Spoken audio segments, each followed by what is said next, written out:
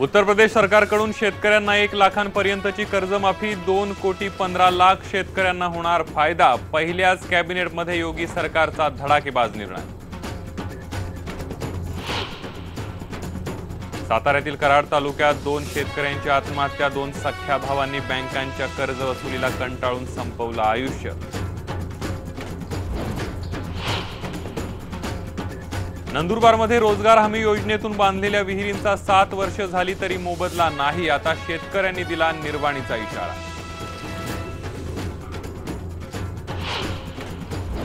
नाशिक जिल्ह्यातल्या पारेगावमध्ये रेशनचं धान्य काळ्या बाजारात, ग्रामस्थांच्या सतर्कतेमुळे घोटाळा आला समोर। आणि अमरावतीच्या अब्दुल शोएबने पटकावला विदर्भ केसरीचा किताब। वर्ध्याच्या देवळी इथं पार पडली 33वी विदर्भ केसरी दंगल।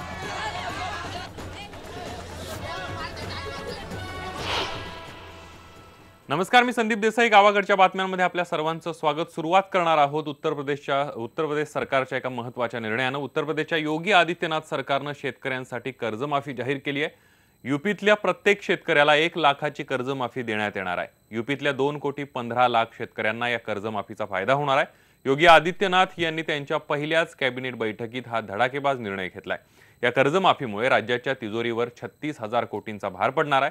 यूपीच्या निवडणुकीत भाजपनं सत्तेवर आल्या शेतकऱ्यांना कर्जमाफी देण्याचं आश्वासन दिलं होतं। ते आश्वासन योगी आदित्यनाथांनी आता पूर्ण केलंय। उत्तर प्रदेशात शेतकऱ्यांना कर्जमाफी मिळाली आहे। आता महाराष्ट्रात कर्जमाफी कधी असा सवाल शेतकऱ्यांमधून विचारला जातोय। यूपी आणि महाराष्ट्रात भाजपचं सरकार आहे। यूपीतल्या शेतकऱ्यांची संख्याही मोठी आहे। यूपीत कर्जमाफी मिळू शकते, मग महाराष्ट्रात कर्जमाफी का नाही असा सवाल शेतकरी विचारतायत। देवेंद्र फडणवीस हे कर्जमाफीसाठी अनुकूल असल्याचं सांगतात। योग्य वेळी कर्जमाफी देऊ असंही म्हणतात। ती वेळ कधी येणार असंही आता विचारलं जाऊ लागलंय।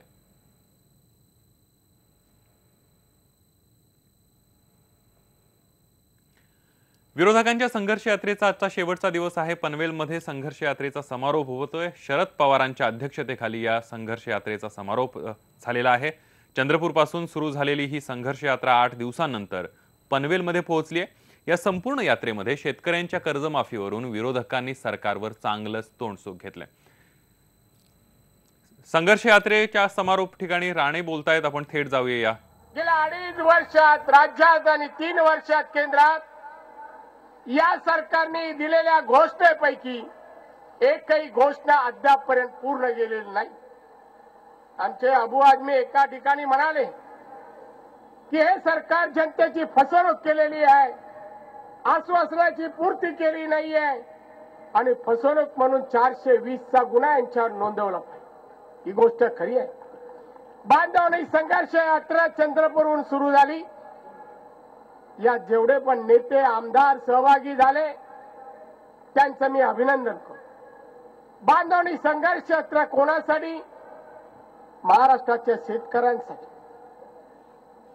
विधानसभेमध्ये आमच्या सर्व आमदारांनी आपल्या पदाची पर्वा न करता राज्याच्या शेतकऱ्यांना, जे आज शेतकरी गेल्या 2.5 वर्षामध्ये 3,000 शेतकऱ्यांनी आत्महत्या केली, भविष्यात आत्महत्या होऊ नये आणि म्हणूनच या सरकारने कर्जमाफी द्यावी ही मागणी रेटून धरली। वेलमध्ये घोषणा द्यायचं काम केलं, मुख्यमंत्री साहेब गोंधळ घातला म्हणे। गोंधळ घातला म्हणून निलंबित केलं। मग या आत्महत्या 9,000 आत्महत्या महाराष्ट्रात शेतकऱ्यांच्या झाल्या। तुम्हाला या सरकारमधील मंत्र्यांना, मुख्यमंत्र्यांना कोणती शिक्षा द्यावी हो? कोणती शिक्षा द्यावी? आम्ही फक्त घोषणा दिल्या की कर्जमाफी आमच्या शेतकऱ्यांना द्या, आत्महत्या टाळा, तर यांनी निलंबित केलं। हे देवेंद्र फडणवीस आणि यांचे मंत्री विरोधी पक्षात असताना म्हणायचे, आमच्या पृथ्वीराज चव्हाण मुख्यमंत्री असताना म्हणायचे, अहो राज्यात आत्महत्या होतात। आत्महत्या ज्याची होते ती आत्महत्या आहे, खून धरावा आणि 302चा गुन्हा मुख्यमंत्र्यावर दाखल करावा म्हणणारे देवेंद्र फडणवीस आता 9,000 गुन्हे कधी दाखल करणार हे त्यांनी सांगायला हवे। 9,000 गुन्हे 302चे कधी दाखल करणार? बांधवांनो, कशा स्वरूपाच्या आत्महत्या कोणत्या प्रसंगातून होत आहेत? एक लातूरची मुलगी कॉलेजमध्ये जात होती, बसचा पास संपला, 250-300 रुपये नाही घरी मागितले, दिले नाहीत, आपल्याला कॉलेजला जाता येणार नाही, शिकता येणार नाही म्हणून आत्महत्या केली. दुसरी एक मराठवाड्यातली मुलगी, आई वडील आपले लग्न ठरवतायत, कुटुंबाकडे 2 एकर जमीन आहे, आई वडिलांनी रात्री चर्चा केली, त्याला वाटलं मुलं झोपली आहेत की 2 एकर जागा विकूया आणि मुलीचं लग्न करूया. या मुलीला वाटलं 2 एकर आपल्या कुटुंबाकडे जागा आहे, ही जर विकली तर मध्ये एकुलता एक भावाचं काय होईल, म्हणून दुसऱ्या दिवशी तिने आत्महत्या केली. आज हे सरकार अर्थसंकल्पात माननीय राज्यपालांच्या भाषणात म्हणतंय की आम्ही उत्पन्न दुप्पट करू, शाश्वत विकास करू. हा शाश्वत विकास कधी, केव्हा, कसा करणार हे कोणी सांगत नाही. माननीय मुख्यमंत्री सांगत नाही, माननीय मुख्यमंत्री सांगत नाही. आज दयनीय अवस्था आमच्या शेतकऱ्यांची आहे. हे सगळेजण त्या शेतकऱ्यांच्या विभागातून फिरून आलेले आहेत. आमचे आव्हाड साहेबांनी वाशी नाशिक त्यांचं गाव आहे त्याचा उल्लेख केला. मी 1 महिन्यापूर्वी त्या दौऱ्यावर होतो. बांधव त्याशी येताना गाडी थांबली. मला का थांबली? नाही, मग रस्त्यावर कांदे टाकले. मी गाडी थांबवली आणि शेतकऱ्यांशी बोलो का कांदे रस्त्यावर फेक? म्हणे साहेब 30 पैसे पण कांद्याचा किलोला भाव येत नाही. अहो, आम्हाला खर्च किती येतो आणि उत्पन्न कुठे किती मिळतं, आम्ही कसं या ठिकाणी जगायचं? आणि म्हणे ट्रान्सपोर्ट खर्च पण निघत नाही, मग कांदे बाजारात का नाही, रस्त्यावर टाकले. टमाटे 50 रुपये 50 पैसे किलो औरंगाबादला मी गेलो होतो, तिथे पाहायला मिळाली. बांधवनो, काही संदर्भ सोयाबीनचाही दिला चंद्रपूरला. आमच्या वेळेला 7,000 रुपये सोयाबीनचे भाव गेले होते, आता 3,000 पर्यंत आले. ते दुप्पट देणार होते. जाहीरनाम्यात सांगितलं आम्ही दुप्पट आम्ही भाव देऊ. सोयाबीन 3,000 पण, कापूस 7,000 पर्यंत देऊ म्हणत होते, 5,200 आहे. आज कोणता भाव सांगा मला? 2014ला आमच्या राजवाडीत मिळत होता, तो आता मिळतो का? अर्धा भाव झालाय. शेतकऱ्यांना खर्चाच्या आधारावर आज उत्पन्न मिळत नाहीये. ना हमी भाव मिळत आहे, ना हमी भाव पण मिळत आहे. तूर डाळीचाच घ्या ना, 5,050 हमी भाव आहे. तूर डाळीला मिळतात 3600 रुपये, 3600 रुपये. आज चेष्टा चालली आहे शेतकऱ्यांची.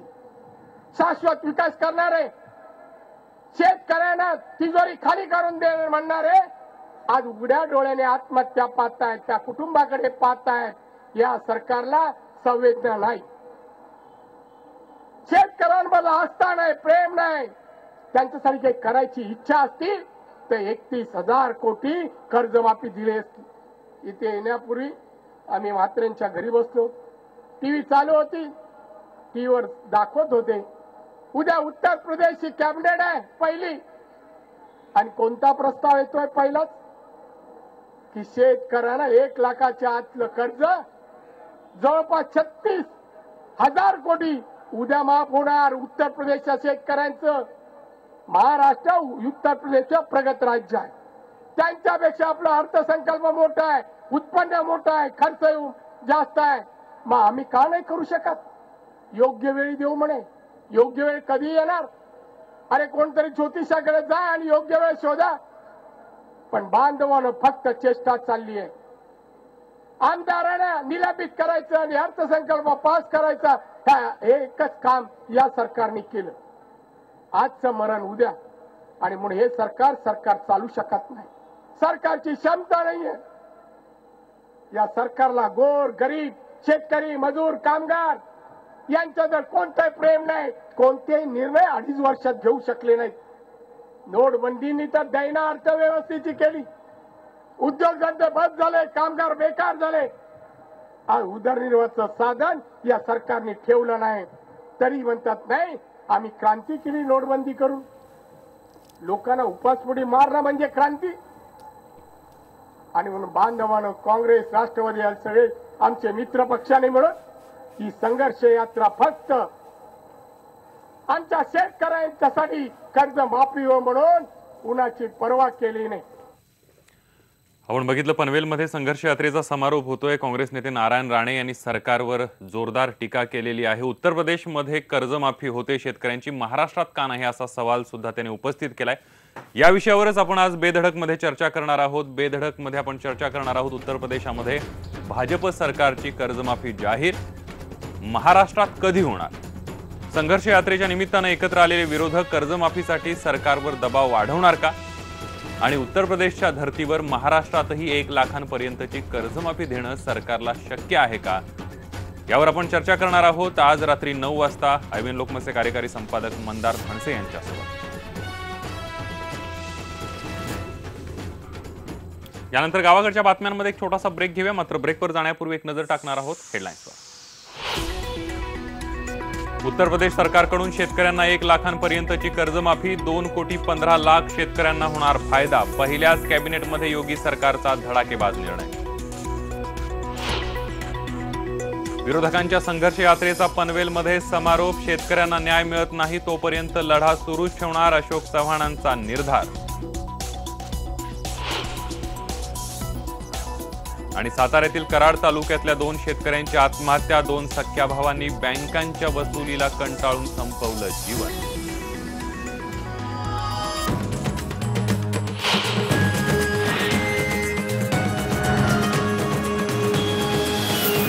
ब्रेक नंतर गावाकडच्या बातम्यांमध्ये आपलं पुन्हा एकदा स्वागत। सरकारी काम आणि 12 महिने ताम असं गावाकडे सरकारच्या कारभाराबद्दल उपहासानं बोललं जातं। याचाच प्रत्यय आलाय नंदुरबार जिल्ह्यातल्या शेतकऱ्यांना।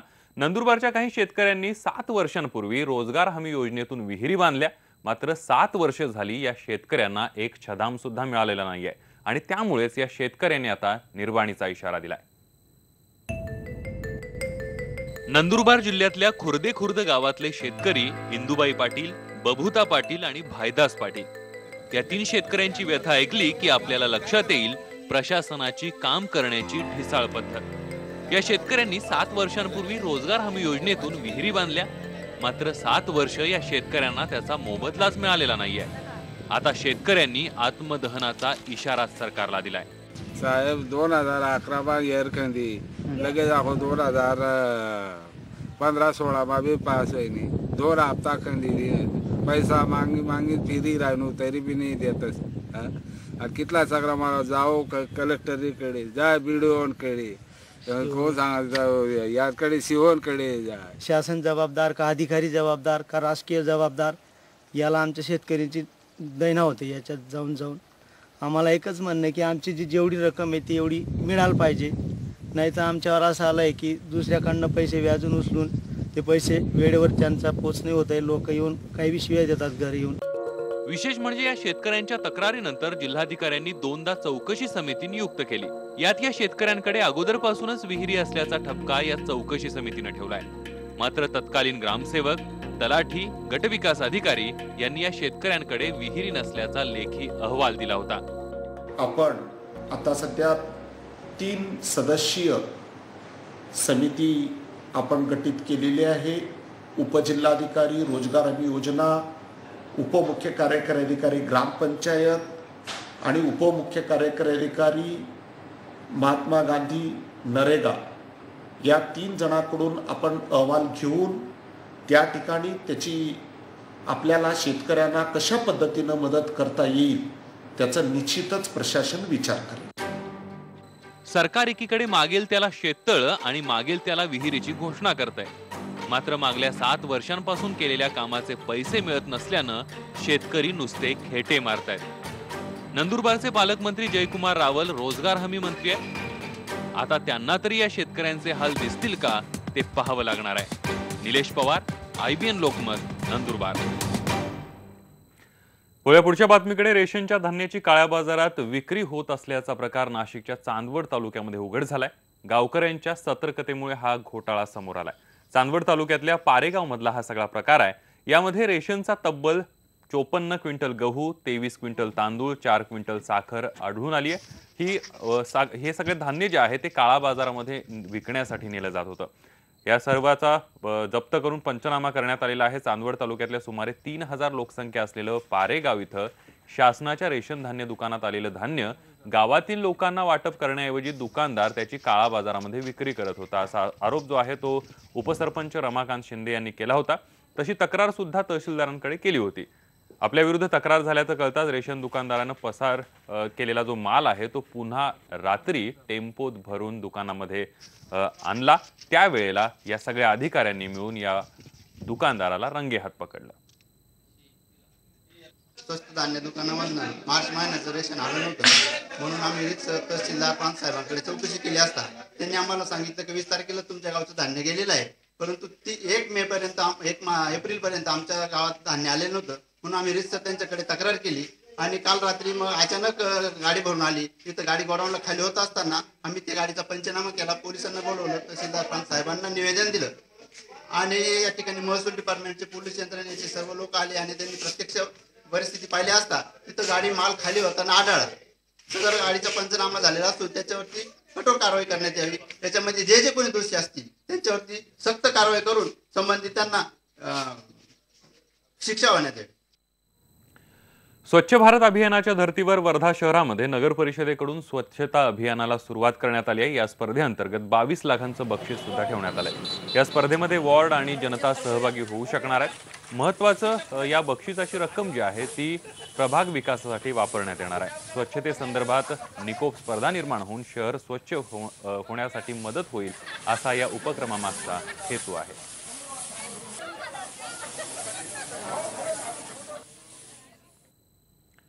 गावाकडच्या बातम्यांमध्ये इतरही घडामोडी पाहणार आहोत। पुन्हा एक छोटासा ब्रेक घेऊया, पहा फक्त IBN। ब्रेकनंतर बातमी आहे तुम्हा आम्हा सर्वांनाच समाधान देणारी, माणुसकीची ओळख सांगणारी। रत्नागिरी जिल्हा रुग्णालयामध्ये प्रसूतीसाठी दाखल झालेल्या गरीब कष्टकरी महिलेला बॉम्बे ब्लड ग्रुपची गरज होती आणि ही बातमी IBN लोकमतने वारंवार दाखवली आणि हीच बातमी पाहून तासगाव मधल्या विक्रम यादव हे बॉम्बे ब्लड ग्रुपचे रक्तदाते या महिलेच्या मदतीला धावून आले आणि या महिलेची प्रसूती सुलभ झाली। अंजली हेळकर या प्रसूतीसाठी दाखल झालेल्या महिलेला बॉम्बे ब्लडची गरज आहे हे IBN लोकमतच्या बातमीतून लक्षात येतात सांगली जिल्ह्यातल्या तासगावचे विक्रम यादव आपल्या सहकार्यासह भल्या सकाळीच रत्नागिरीत दाखल झाले। त्यांच्या प्राथमिक तपासण्या झाल्यावर त्यांचं रक्त घेण्यात आलं आणि अंजली हेळकर यांना देण्यात आलं। यादव यांच्या या दातृत्वामुळे अंजली यांची प्रसूती सुलभ झाली।